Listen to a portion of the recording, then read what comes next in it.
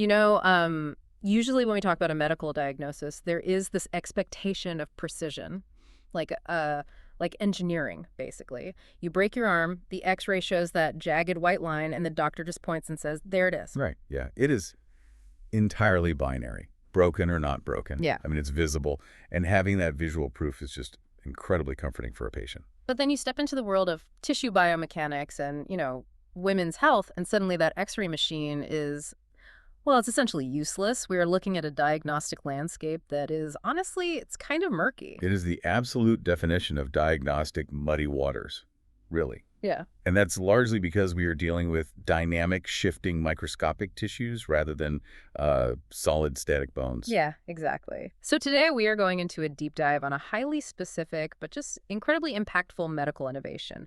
We are talking about severe vulvovaginal atrophy, or VVA, which is a condition deeply associated with the genitourinary syndrome of menopause. Right, which is often just abbreviated as GSM. Yes, GSM.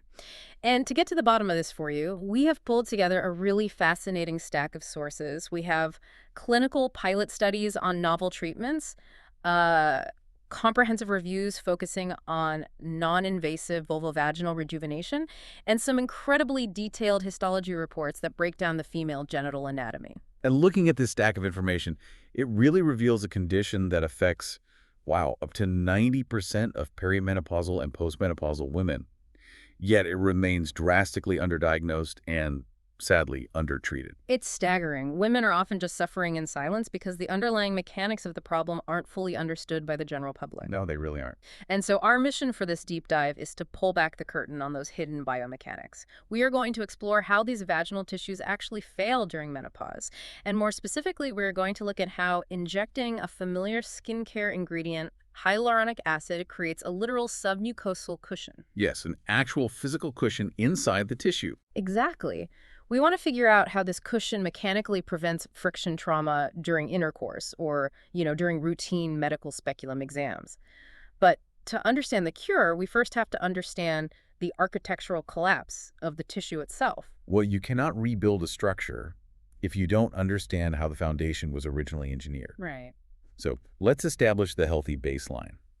The female genital anatomy, specifically the vaginal canal, is a remarkable piece of biological engineering. It really is. It originates from the embryonic mesoderm, and it's composed of 4 distinct layers, which are all designed to handle just intense mechanical stress. 4 layers working together to handle that stress. So how does that architecture actually function? So the vaginal wall isn't just one solid piece of tissue. It starts with the inner surface layer, which is a non-keratinized squamous epithelium. Think of it as a specialized lining, much like the inside of your cheek. Okay, so it's constantly wet. Right. It is tough enough to handle friction, but meant to stay constantly moist, without the tough, dry armor of keratin that your outer skin has. Because it doesn't have its own glands, it relies heavily on the layers beneath it for support. So it's essentially a permeable barrier that's relying on a structural foundation right below it. Exactly. Directly beneath that inner lining is the lamina propria. This is the structural scaffolding, a layer of connective tissue absolutely packed with elastin and collagen protein fibers. Specifically types I, 3, and V collagen, if I remember the sources correctly. Yes, spot on. And this collagen network provides the tensile strength. Below that is the muscularis layer, made of smooth muscle fibers that give the canal its tone, and finally the adventitial layer connecting to surrounding organs. But, the true mechanical genius of this tissue lies in its transverse folds. The rugae, right? Yes, the rugae. The rugae act almost like the pleats of an accordion. I mean, they are folded up at rest, but they allow for this incredible elasticity, letting the vaginal walls expand and stretch to accommodate major biomechanical stresses. Right, whether that's childbirth or sexual intercourse, they stretch without tearing the tissue. And because of that need for extreme elasticity, this entire 4-layer structure relies heavily on estrogen, doesn't it? Heavily. Estrogen acts on specific receptors in the tissue to maintain that crucial collagen content in the lamina propria. More importantly, estradiol maintains the acid mucopolysaccharides. Which are basically complex sugar chains that act like biological sponges. Exactly. They trap water to keep the tissue hydrated and resilient. Alongside naturally occurring hyaluronic acid, this keeps the epithelial surfaces plump, well glycogenated, and ensures optimal blood flow. So as long as estrogen is present, your biological shock absorbers are fully intact and functional. But then that estrogen drops. It could be the natural onset of menopause, surgical menopause, or even estrogen depleting scenarios like treatments for endometriosis or side effects of chemotherapy. Right, the trigger can vary, but the result is the same. When that estrogen supply is cut off, the architecture fundamentally collapses. The clinical examination findings detailed in our sources are incredibly stark. The tissue loses those vital elastic accordion folds. The rugae flatten out entirely. They just disappear. And the lining becomes pale, smooth, and shiny. It literally thins out to a fraction of its former thickness. The morphological change is profound. The tissue loses its glycogen stores. The local microbiome shifts because the lactobacillia bacteria decrease, which raises the pH. And that makes the environment much more susceptible to irritation. Right. Concurrently, the connective tissue density becomes fibrotic and rigid, while the tiny blood vessels supplying nutrients decrease. The tissue is literally starved of its structural components. Okay, let's unpack this. Because reading the clinical descriptions on a page is one thing, but visualizing the physics of it makes it real for you. Think of that healthy, estrogen-rich tissue like a fresh, moist sponge sitting on your kitchen counter. I like this analogy. It is plump, it is flexible, you can press it, twist it, stretch it, and it just bounces right back. Exactly. It absorbs physical force effortlessly because the water inside it gives it dynamic volume. The water trapped in that extracellular matrix allows the collagen fibers to slide past one another. So the force is distributed across the entire sponge. Exactly. But when that estrogen drops and the tissue goes through this architectural collapse, it is like leaving that sponge out in the hot sun for 3 days. It becomes dried out, stiff, and highly brittle. Right. Now, if you try to pull or stretch that dry sponge, it doesn't yield or distribute the force. It cracks. It tears right down the middle. And that tearing perfectly illustrates the physical reality of the symptoms these patients endure daily. The clinical terms are vulvovaginal atrophy and dyspareunia, which means severe pain during sex. Yes. Patients frequently report a persistent feeling of severe dryness, constant burning, and a literal sandiness within the vagina. Oh man, sandiness. Just hearing that word in a medical context makes you wince. It perfectly captures the abrasive, grinding nature of the friction. It really does. Because the tissue now lacks its natural elasticity, moisture, and foundational thickness, it simply cannot handle mechanical stress. Any friction becomes immediately traumatic. So when a doctor inserts a metal or rigid plastic speculum during a routine pelvic exam, or during the friction of sexual intercourse, the tissue is physically unable to stretch to accommodate that expansive force. Right. Because those biological shock absorbers, the rugae and the hydrated collagen matrix, are completely gone. So instead of stretching, the mechanical friction shears the brittle vaginal wall, causing microtears. This leads to petechiae, which are tiny, painful pinpoint bleeds along the mucosal lining, and that results in postcoital spotting. And the anticipation of this severe pain invariably leads to a decrease in libido. It creates this terrible cycle of avoidance that drastically affects a woman's quality of life, her mental health, and her personal relationships. Yeah, it's devastating. And if we look closely at this, the core issue isn't just a chemical imbalance of hormones. It is a fundamental mechanical failure of the tissue's ability to absorb friction. Exactly. It is a structural failure. If the root of the pain is mechanical shear stress tearing the tissue apart, then the solution needs to provide mechanical support. We literally have to install a new structural cushion under the tissue. And scientists found the perfect building block for that cushion in a molecule many might already have in their bathroom cabinet, which is hyaluronic acid. Yes, hyaluronic acid, or HA. It is an absolutely fascinating molecule for bioengineers. It's a glycosaminoglycan, which is essentially a very long, complex chain of sugar molecules that acts like a biological magnet for moisture. And it is a key, naturally occurring component of the extracellular matrix in our skin, our joint cartilage, and of course the vaginal mucosa. Right, people recognize it from their daily skincare serums. It makes your face look plump. Yeah, it is famous in skincare for a very specific structural reason. HA has an unbelievable capacity to hold water. I mean, it binds up to 1,000 times its weight in water molecules. 1,000 times. Wow. That is why it's critical for maintaining water balance and volume in human tissues. And beyond hydration, it plays a major regulatory role in managing local inflammation, modulating the immune response, and preventing heavy tissue scarring. According to the sources we reviewed, there are plenty of topical HA moisturizers and lubricating gels available over the counter for vaginal dryness. And for mild symptoms, those surface treatments can be helpful. They can, yes, for surface-level dryness. But we are talking about severe atrophy here, where the tissue has fundamentally thinned and lost its mechanical integrity. A topical cream sitting on the surface isn't going to rebuild a collapsed foundation. It basically just acts as a temporary slip. Exactly. This is where the medical device breakthrough comes into play, which is sub-mucosal injections. Instead of applying a gel to the top of a failing structure, clinicians are injecting a highly specific, engineered type of HA directly into the superficial epithelial layers. Products like Cereal, for example. The sources mentioned that was developed as the very first cross-linked HA administered by injection explicitly designed for the mucosal region of the vulvovaginal area. Right, a game changer. Wait, I have to push back here for a second. Because if HA is a natural substance that our bodies already produce, and our bodies are currently in a menopausal state where they are actively degrading the existing tissue, won't our bodies just immediately chew up and break down this injected HA? How does this provide any kind of long-term relief? This raises an important question, and it gets right to the heart of the biochemical engineering required to make this therapy work. If a doctor just injected natural, raw hyaluronic acid, your body has enzymes called hyaluronidases that act like molecular scissors. Molecular scissors. Yeah, Okay. they would rapidly chop up and degrade the raw HA. It would be entirely flushed out in a matter of days. That is great for a quick splash of hydration, but utterly useless for providing long-term mechanical support to a vaginal wall. So how do the bioengineers force it to stay in the tissue? Through a sophisticated manufacturing process called cross-linking. The scientists chemically engineer the individual HA molecules to bond together into a dense three-dimensional mesh.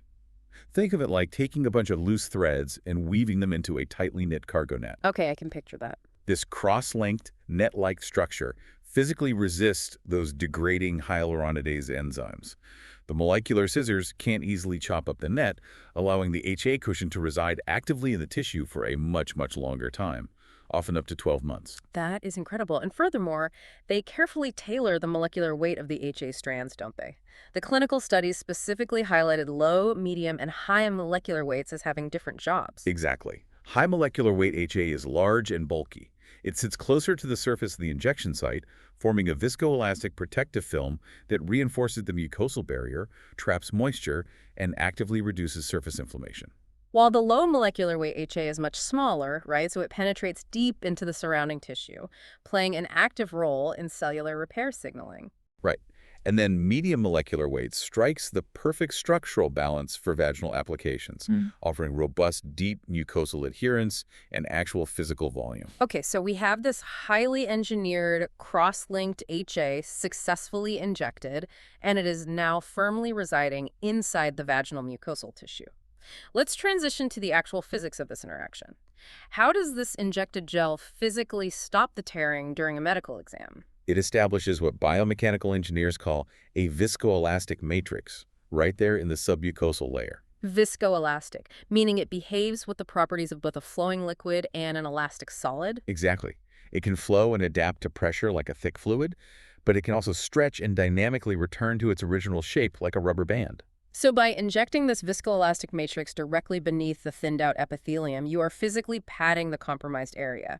You are instantly restoring the physical volume and the mechanical buffer that basically vanished when the natural collagen and elastin degraded. Yes, you are replacing the lost shock absorbers. It makes me think of the suspension on a car. If you have a vehicle where the shocks are completely shot and the rubber tires have rotted away, you're basically driving a heavy metal frame on bare metal rims. That is a brilliant analogy. Every single pebble on the road, every small pothole, is a violent, jarring impact that vibrates through the frame and causes structural damage. That barium impact is what the atrophic tissue is enduring when a hard plastic speculum is inserted. Because the physical impact is localized and destructive? Yeah. Yeah. There's nothing to absorb the kinetic energy. But when the clinician injects this cross-linked HA, they are essentially installing a brand new, state-of-the-art fluid-filled suspension system and a fresh set of thick rubber tires. Right. So now, when a mechanical force is introduced, whether it's a speculum physically expanding the walls during a pelvic exam, or the rhythmic friction of intercourse, that mechanical friction isn't grinding against a bare, brittle mucosal lining. The friction is absorbed entirely by the HA cushion. Exactly. The HA physically deforms, takes the structural load, and shields the fragile epithelial tissue underneath from the sheer stress that causes microtearing. And that mechanical padding directly halts the physical trauma. Halting the trauma stops the petechiae bleeding, which dramatically reduces the pain pathways firing in the pelvic floor. It fundamentally changes the patient's physical reality. It really does. It's a night and day difference for the patient. But here's where it gets really interesting. Wait, so the HA isn't just an inert cushion taking the hits, right? It's not just dumb bubble wrap protecting the tissue. The sources reveal that this HA matrix is actually communicating directly with the patient's cells. Yes. What's fascinating here is a complex biological process known as mechanotransduction. Mechanotransduction. We are talking about mechanical, physical force translating into a biological cellular action. Right. Our cells are not just floating aimlessly in fluid. They are physically anchored to the extracellular matrix around them. When the cross-linked HA is injected, it forms this dense new matrix. The patient's resident cells, particularly fibroblasts, use specialized receptor proteins to grab onto this new HA net. Okay, so imagine a speculum exam. The vaginal tissue is physically stretched.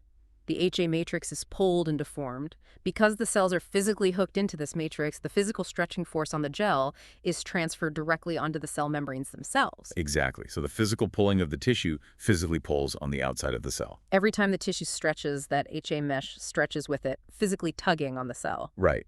The primary anchors the cells use to grab the HA are called CD44 receptors. Yes, the CD44 receptor. Yes, the HA complex activates these cellular mechanotransducers. The physical force literally pulls on the CD44 receptor, and that physical tug initiates a conformational change in the cytoskeletal filaments, basically the cell's internal scaffolding inside the cell. Wait, so the physical stretch of a receptor on the outside alters the internal skeleton of the cell, which then converts into a chemical signal. Yes, that is exactly it. The mechanical force is successfully transduced into a biochemical signal. This mechanosensed event triggers a complex feedback system within the cell's nucleus. It essentially alerts the cell, saying, hey, we are being subjected to mechanical load, the tissue is active, we need to reinforce the local structure. That is incredible cellular machinery at work. So what do the fibroblasts actually do once they receive that reinforce the structure signal? Well, this signaling pathway actively biostimulates the local fibroblasts, which are the biological factories responsible for building structural tissue. Woken up by the mechanical pulling, the fibroblasts ramp up production of brand new collagen and elastin fibers. Oh, wow. Yeah, they actively start regenerating the vaginal mucosa from the inside out, thickening the lamina propria with fresh, resilient tissue. It's like the ultimate biological life hack. The body is literally being triggered by the physical presence of this artificial mechanical support into rebuilding its own lost native tissue. It is. There's a well-known concept in bioengineering and urogynecology mentioned in the literature, use it or lose it. When the vaginal tissue loses its mechanical integrity during menopause, it becomes too brittle to transfer daily physical forces effectively. Right. The body senses this profound understimulation. It essentially concludes that it is metabolically inefficient to maintain structural tissue that isn't doing its job, so it degrades the collagen even further. But by introducing the robust HA cushion, you restore the tissue's physical ability to bear a mechanical load safely. Exactly. When the tissue can bear a load again without tearing, the mechanotransduction pathways fire up, and the body's repair mechanisms are switched back to active duty. And beyond just rebuilding the structural collagen, the literature noted this process actively dials down inflammation in the region. Yes. The mechanical signaling, combined directly with the HA molecules binding to those CD44 and ICAM1 receptors on the cell surface, significantly reduces the secretion of pro-inflammatory cytokines. So the patient gets a rapid reduction in the burning and itching associated with mucosal inflammation, alongside a steady increase in new collagen and elastin. It is active, long-term mucosal regeneration triggered by fundamental physics. So what does this all mean? When you step back and look at all of this, it represents a profound shift in how we understand and treat the silent agony of menopause. Really does. For decades, severe genitourinary syndrome of menopause has been viewed largely as a hormonal deficit treated with surface-level patches or creams. But the science here proves that a submucosal injection of cross-linked hyaluronic acid isn't just a temporary localized lubricant. Not at all. It is a highly engineered structural intervention. It fundamentally alters the mechanical physics of the vaginal wall. It acts as a literal shock absorber, cushioning the delicate tissue to stop the agonizing microtears caused by medical speculums and intimacy. And brilliantly, it uses the very physical friction it absorbs to mechanically command the body's cells to rebuild their own lost collagen and elastin. It is translating mechanical force into profound cellular healing. It bridges the gap between mechanical physics and cellular biology in a way we just rarely see utilized in everyday clinical medicine. And, looking at the success of this mechanotransduction, it leaves us with a much broader, highly provocative question to consider for you. Oh, absolutely. We've just seen how physical mechanical forces like the simple act of stretching against a newly restored HA cushion can physically trigger dormant cells to heal themselves. If engineering and altering the mechanical environment of the pelvic floor can actively reverse severe tissue atrophy, what other failing tissues or degenerating organs in the human body could we theoretically trick into regenerating simply by restoring their physical capacity to bear a load? Wow, it makes you look at the entire human body and the true cause of cellular degradation in a completely different light. Maybe that static X-ray isn't telling us the whole story after all. Thank you so much for joining us on this deep dive into the hidden mechanics of healing. We will see you next time.